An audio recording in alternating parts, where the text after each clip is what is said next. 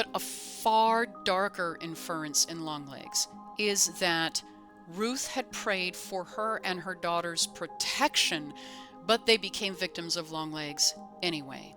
The takeaway is that Mom prayed, God did not protect, therefore prayer doesn't work. Why doesn't prayer work? Well, because either God just doesn't care, he's downright evil, or he doesn't exist at all. This is a rather widespread idea in our own day and age, and it's based on a very surface level and therefore inaccurate understanding of what the Christian faith actually teaches about what prayer is and about who God is. It may come as a shock even to people of faith, but never one single time anywhere in the New Testament are the followers of Christ guaranteed protection from physical or material harm.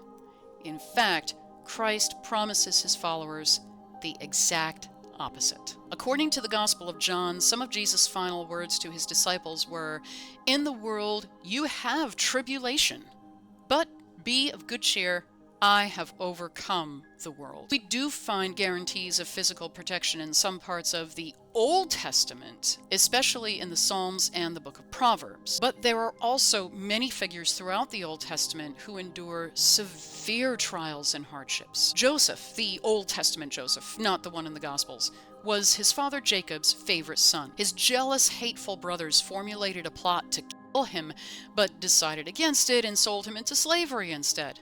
Talk about sibling rivalry. Joseph ends up in Egypt serving the Pharaoh's right-hand man, Potiphar. Potiphar is so impressed by Joseph's character that he puts him in charge of everything. Potiphar's wife, however, takes a liking to Joseph and hits on him every chance she gets. Joseph turns her down, not because he isn't tempted, but because he knows it would be wrong to give in. Eventually, Potiphar's wife falsely accuses Joseph of attacking her, and Joseph gets thrown into prison for this terrible crime, which he did not commit. Eventually, though, because Joseph never abandoned hope in God, he rises to become the steward of the Pharaoh and therefore the second most powerful man in Egypt. But it was a really rough road to get there. But Doc, I hear you say, this isn't some frivolous thing that Ruth was praying for. It's not like she asked God to make her win the lottery or leave a new Tesla in her driveway. This is her child we're talking about. Yes, and this is where things can get really awful. In Longlegs, Ruth is faced with a horrible choice. See her daughter, and potentially herself, killed at Longlegs' hands, or serve Longlegs and deprive other parents of their precious kids. It's understandable that Ruth would choose to serve Longlegs and spare the lives of her daughter and herself.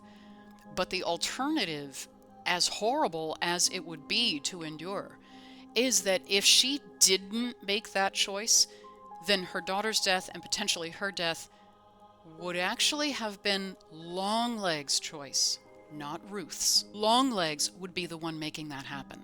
Had she chosen to not serve evil, Lee's death would not have been on her head, but only and solely on the head of the man putting her in that horrible position. If Ruth had refused to serve Longlegs and therefore lost her daughter, that would have been devastating. But she would not have borne responsibility for Lee's death, and therefore would have preserved her soul.